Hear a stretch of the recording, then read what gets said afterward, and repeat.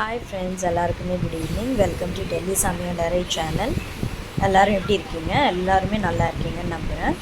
Friends, இங்கே பார்த்தீங்கன்னா நான் இன்றைக்கி வெனஸ்டே நைட் டின்னருக்கான ப்ரிப்ரேஷன் தான் பண்ணிகிட்ருக்கேன். அண்ட் இன்றைக்கி நான் ஃபர்ஸ்ட் டைம் மொச்சை ஆட் பண்ணிவிட்டு காரக்குழம்பு வைக்க போகிறேன். நிறைய வீடியோஸ் பார்த்ததில் எனக்கு ஞாபகம் இருக்க அளவுக்கு நான் இதை செய்கிறேன். அண்ட் சமைச்சு பார்த்து சாப்பிட்டு நான் எப்படி இருக்குதுன்னு கண்டிப்பாக உங்களுக்கு நெக்ஸ்ட் வீடியோ என்ன சமையல் போடுறேன்னா அதில் ஃபர்ஸ்ட்டு நான் உங்களுக்கு சொல்கிறேன். இங்கே பார்த்தீங்கன்னா ஃப்ரெண்ட்ஸ், ஃபர்ஸ்ட் நான் காரக்குழம்புக்கு எண்ணெய் விட்டுட்டு கடுகு, வெந்தயம், சோம்பு, கருவேப்பிலை, பச்சை மிளகாய், வெள்ளைப்பூடு, அதுக்கப்புறமா வெங்காயம் சாப் பண்ணி போட்டு லைட்டாக உப்பு ஆட் பண்ணதுக்கப்புறம் 2 தக்காளி அரைச்சி அதையுமே ஆட் பண்ணிக்கிட்டேன். அது கூடவே அதை ஒரு 5 மினிட்ஸ் வச்சதுக்கப்புறம் நல்லா மேஷ் ஆகி வந்ததுமே மஞ்சள் தூள், மிளகாய் தூள், காஷ்மீரி மிளகாய் தூள், அப்புறமா குழம்பு மிளகாய் தூள், இது எல்லாத்தையுமே நல்லா ஆட் பண்ணிக்கிட்டு மிக்ஸ் பண்ணி விட்டுட்டேன். அண்ட் லைட்டாக கொஞ்சம் தண்ணி விட்டு அடி பிடிக்காமல் இருக்க வச்சுட்டு ஒரு 5 மினிட்ஸ் விட்டுக்கிட்டேன். எவ்வளோ அழகாக பொரிஞ்சு எண்ணெய் மேலே வந்துருக்கு பாருங்கள். இப்போ நான் என்ன பண்ணியிருக்கேன்னு பார்த்தீங்கன்னா, இது கூடவே நான் முருங்கைக்காய் கட் பண்ணி வச்சுருந்தேன்.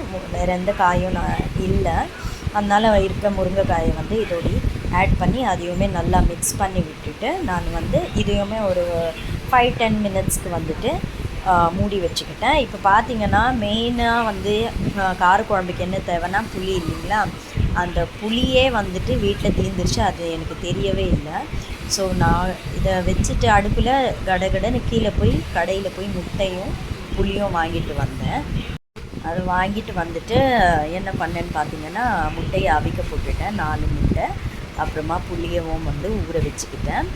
நீங்கள் பார்த்தீங்கன்னா நான் மொச்சை ஒரு ஆஃப்டர்நூன் 12-12:30 ஊற வச்சுருந்தேன். அப்புறமா அதை ஒரு 3லேருந்து 4 விசில் போட்டேன். ரொம்ப மேஷியாக இருந்தால் என் வீட்டில் சாப்பிட மாட்டாங்க. அதனால் ஒரு 3-4 விசில், அதாவது கையில் நம்ம ஒடிக்கிறப்ப அது மேஷ் ஆகணும், அந்த அளவுக்கு தான் நான் குக் பண்ணிக்கிட்டேன். இங்கே பார்த்தீங்கன்னா நல்லா இதையுமே இதோடு மிக்ஸ் பண்ணி விட்டுட்டு நான் என்ன பண்ணேன்னா மூடி வச்சுக்கிட்டேன். அண்ட் நான் சொன்னேன் இல்லைங்களா, கடைக்கு போயிட்டு முட்டை வாங்கிட்டு வந்தேன்னு பார்த்தீங்கன்னா தெரியும். நான் அடுப்பு ஆஃப் பண்ணிவிட்டு கடைக்கு போயிட்டேன். அண்ட் முட்டை வாங்கிட்டு 4 முட்டையுமே பாயில் பண்ணி வச்சுக்கிட்டேன் பாருங்கள்.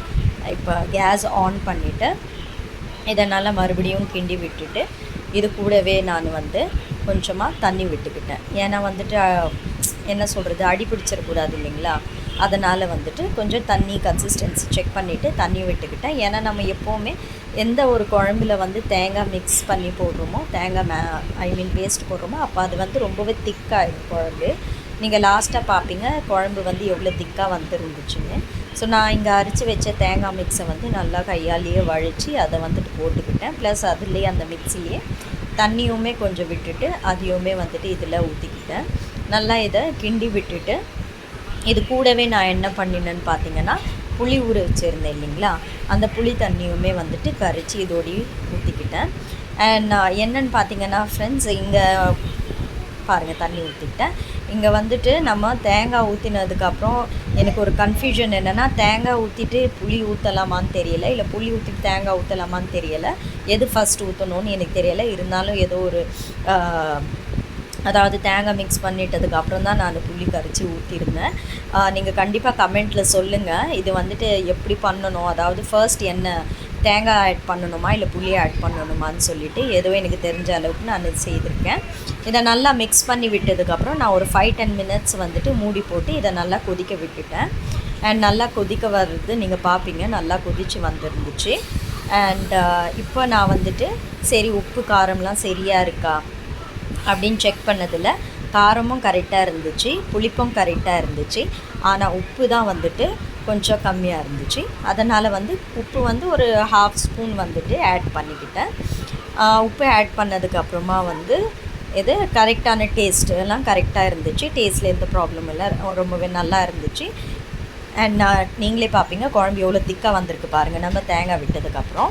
அண்ட் கண்டிப்பாக உங்களுக்கு இந்த ரெசிபி நான் செய்தது பிடிச்சிருந்தா லைக் அண்ட் ஷேர் பண்ணுங்கள். அண்ட் நீங்கள் ட்ரை பண்ணிங்கன்னா எப்படி எவ்வளோ ருசியாக வந்துச்சுன்றதை எனக்கு கமெண்ட் பண்ணி சொல்லுங்கள். இது அதாவது இந்த குழம்பு வைக்கிறதுல ஏதாச்சும் நான் தப்பாக பண்ணியிருக்கேன், அதாவது இப்படி செய்யக்கூடாது அப்படி செய்யணும் அப்படின்னு இருந்துச்சுன்னா கண்டிப்பாக கமெண்ட் பண்ணி எனக்கு சொல்லுங்கள். நெக்ஸ்ட் டைம் நான் ப்ரிப்பேர் பண்ணுறப்போ கண்டிப்பாக அதை நோட் பண்ணுறேன். நீங்கள் பார்த்தீங்கன்னா நான் பாயில் ஆகிடுச்சி முட்டை, அதையும் உரித்து ஆட் பண்ணிவிட்டு இது மேலே வந்துட்டு நான் கருவேப்பிலை தூவிட்டு இறக்கிட்டேன். அண்ட் இது நைட் இன்னும் டின்னர் நாங்கள் பண்ணலை. டின்னர் செய்து சாப்பிட்டதுக்கப்புறமா கண்டிப்பாக நான் வந்து நெக்ஸ்ட் வீடியோவில் உங்கள் கூட ஷேர் பண்ணுறேன் எப்படி இருந்துச்சுன்னா. என்னுடைய வீடியோஸ் எல்லாம் உங்களுக்கு பிடிச்சிருந்ததுன்னா, எனக்கு சப்போர்ட் பண்ணணுன்னு நினைக்கிறீங்கன்னா கண்டிப்பாக சப்ஸ்கிரைப் பண்ணி சப்போர்ட் பண்ணுங்கள். தேங்க்யூ.